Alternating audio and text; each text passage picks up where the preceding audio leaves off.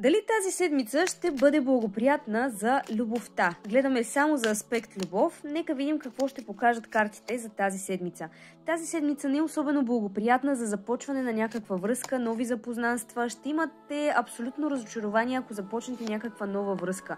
Ако обаче вече сте с човек до себе си и ви натоварва този човек, вземете пауза. Ако пък се чувствате добре с човека, избягвайте конфликти, защото определено тази седмица ви се дава като не особено благоприятна в аспект любов, така че внимавайте и ако трябва дори се отдръпнете, отстъпвайте и правете компромиси с вашия партньор, вашата половинка, за да не се стига до някакви разочарования в любовта. Ако успеете да останете настрани в някакви конфликтни ситуации, то тогава ще успеете да берете плодовете и да постигнете една невероятна комуникация и съвършенство във вашата връзка.